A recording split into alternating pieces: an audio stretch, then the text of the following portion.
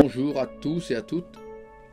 Je voudrais partager avec vous une petite pensée de la parole de Dieu qui se trouve dans les Actes des Apôtres, chapitre 15 et verset 36. Vous parlez de la responsabilité fraternelle de tout disciple. Retournons, disait Paul, visiter les frères à qui on a annoncé l'évangile, pour voir où ils en sont, pour voir dans quel état ils sont, dit notre version. Et enfin une troisième, pour voir ce qu'ils sont devenus. Ils se sont donc préoccupés des frères et sœurs qui se trouvaient dans les besoins. Remarquez que les trois versions sont différentes, mais ils ont gardé le même mot « voir ». Ils se sont donc rendus sur place pour voir. Parfois, nous nous contentons d'un coup de téléphone ou d'un message numérique envoyé. Eux, ils ont voulu voir sur place pour prendre connaissance des besoins de leurs frères et sœurs qui souffraient dans leur région. Paul et Barnabas ont dit « allons les voir ». Ils voulaient voir de leurs propres yeux ce qui se passait, constater la vraie réalité. Parce qu'il faut le dire, il y a deux sortes d'agents. Celui qui est au bureau, qui supervise de loin, qui a un regard de loin, qui n'a qu'une information écrite, ça restera bien.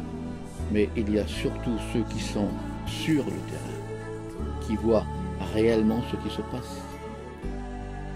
Ils sont conscients du moindre besoin. D'ailleurs, en regardant quelqu'un, ils ont compris parfois son besoin. Ils sont sur place. Ils pourvoient, ils aident. Leur présence sur place rassure. Et c'est pour cette raison que Paul et Barnabas sont allés visiter les frères et sœurs sur place. Permettez-moi de vous expliquer ce genre d'expérience que j'ai vécue il y a quelque temps en arrière, alors que nous étions, comme tous serviteurs de Dieu, dans notre région hivernale, et que j'ai eu l'occasion aussi, dans les années précédentes, de visiter certaines de nos églises de France à l'aide de trains, d'avions et de voitures. Nous étions, moi et ma femme, partis pour 2 ou 3 jours, week-end, dans certaines de nos églises. Et puis, merci Seigneur, on était utiles, on faisait l'hôtel, l'église, et puis les frères d'Avignon disant qu'on avait eu une bonne mission. C'était une bonne chose, amen. Mais le Seigneur, avec les années qui ont suivi, m'avait demandé quelque chose, c'est de vouloir faire la même chose, mais de me rendre sur place pour voir. J'ai donc organisé une équipe ensemble, une quinzaine de caravanes, et nous sommes partis sur place pour voir ce qui se passait. Et les expériences sont tombées à ce moment-là. Alors que nous étions dans une région pour 15 jours, un frère est venu vers nous pour nous demander de faire un rallye de jeunesse qui n'était pas du tout prévu. Et enfin, après son insistance, nous avons donc, moi et le petit Gervais, Benoît, resté à l'église pour faire ce rallye de jeunesse. On m'a rappelé, j'ai prêché sur le geôlier de Philippe, qui à un moment donné, alors que les prisonniers se sont enfuis, a voulu mettre fin à sa vie, et que Paul a dit « Ne te fais point de mal, nous sommes là ». Et puis dans mon message, j'ai traduit ça comme cela, en parlant à ceux qui s'étaient devant moi. Le Seigneur te dit « Ne te fais pas de mal, car je suis là. Ne te fais pas de mal, car je répondrai à ton besoin, et je te donnerai la vie éternelle. » La réunion s'est terminée, et à la fin de la réunion, il y a un garçon qui est venu vers nous.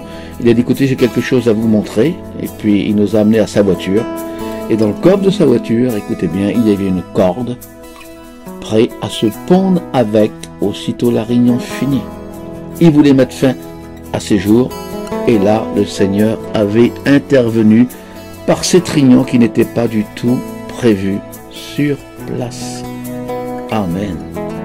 Nous étions aussi dans une autre région, et puis il y avait 2 églises à quelques kilomètres de différence, et nous avons visité les 2 églises pendant les 15 jours que nous étions là-bas.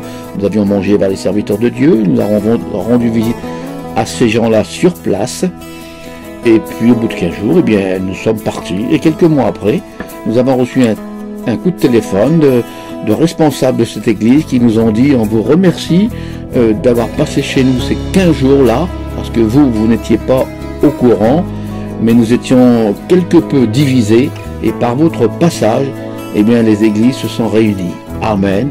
Nous n'avons pas un Dieu diviseur, mais un Dieu rassembleur. Amen.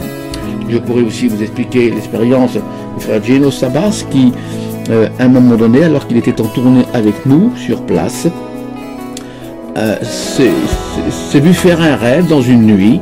Il s'est vu avec un homme dans une caravane en train de lui parler de Dieu, et quand cet homme écoutait lui parler de Dieu, ce n'était pas un chrétien, des larmes ont commencé à rouler sur ses joues, et puis il s'est levé, béni, et puis il a pris ce garçon dans les bras. Un rêve normal. Quelques semaines sont passées après, nous sommes arrivés dans un autre endroit, et puis un chrétien est venu chez lui et lui a dit j'ai entendu dire que tu cherches un store pour mettre devant ta caravane. Il a dit oui. Ben, il a dit écoute, va à tel endroit et il y a là un homme qui fait des stores, et il va te présenter ses catalogues. Et puis il a été, et quand il est rentré dans la camping de cet homme, de cette caravane, il a parlé avec lui des stores, il lui a montré donc ce qu'il avait à lui montrer, et à un moment donné, ce frère Geno, quand il a regardé cet homme, il s'est souvenu que quelques semaines avant, c'était le rêve qu'il avait vécu. Il avait vu cet homme dans son rêve. Alors qu'est-ce qu'il s'est dit tout de suite? Il s'est arrêté de parler du store et il lui a commencé à lui parler de Dieu. Et en lui parlant de Dieu, il a vu les larmes rouler sur les joues de cet homme qui l'a pris dans ses bras et qui nous a suivis quelque temps pour assister aux réunions. Amen. Une expérience sur place. Je pourrais aussi vous parler d'un autre frère qui, lorsqu'il nous suit, joint vraiment les deux bouts financièrement et qu'il a toujours été avec nous. Et puis un jour, dans la région de Bretagne, il y a des sœurs qui sont rentrées chez lui, et puis bon, ils ont vu ce foyer modeste, ils les ont aidés dans le peu qu'ils pouvaient, ils ont été contents.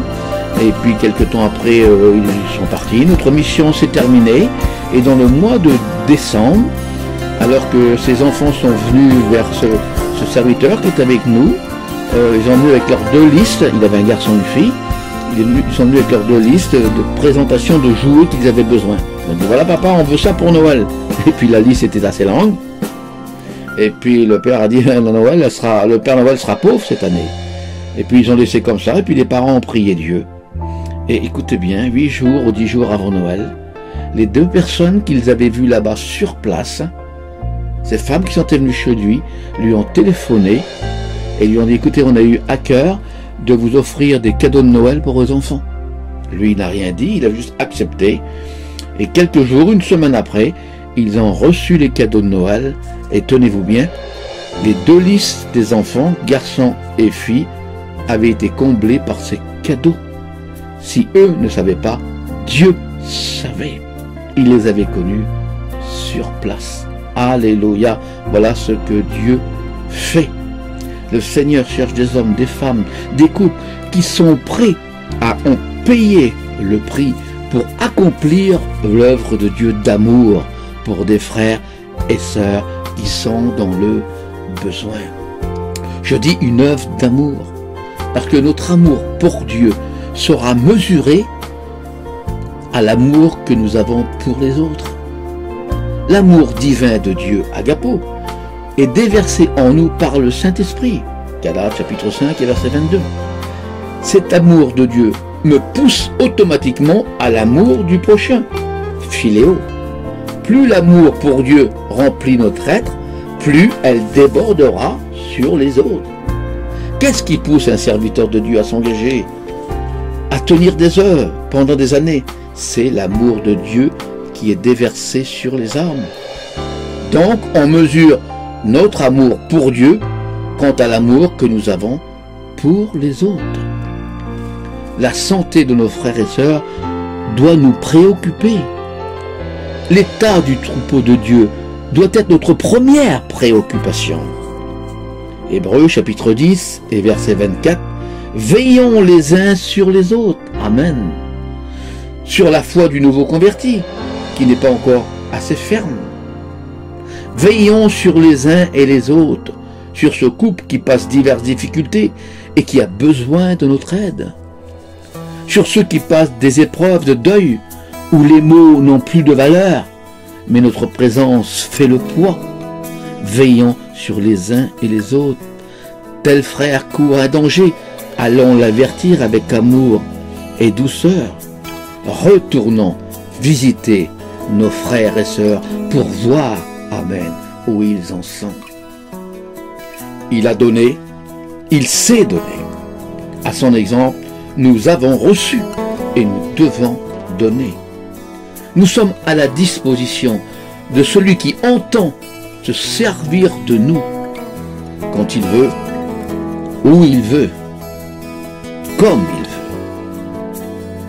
Dieu emploiera des hommes ordinaires pour souvent accomplir des tâches extraordinaires. Alléluia. Mais moi, j'ai des soucis aussi. Moi aussi, j'ai des problèmes, diront certains. Le Seigneur pourrait te dire, occupe-toi de ceux des autres et je m'occuperai des tiens. Alléluia. Et je voudrais terminer avec Genèse chapitre 37 et verset 14. Va voir si tes frères sont en bonne santé, pour le chrétien, et si le troupeau est en bon état, pour le serviteur de Dieu. Et tout cela, tu me rapporteras les nouvelles. L'important d'aller voir est de faire tout notre possible pour eux, et ensuite de tout rapporter à notre Père dans la prière. Seigneur, j'ai vu, mais je ne peux pas répondre à tout. Interviens, Seigneur. Cela nous donnera des sujets de prière et où Dieu se fera aussi un plaisir d'agir. Alors, après l'action, attendez-vous à l'onction. Genèse chapitre 37 et verset 16. Que cherches-tu? Je cherche mes frères.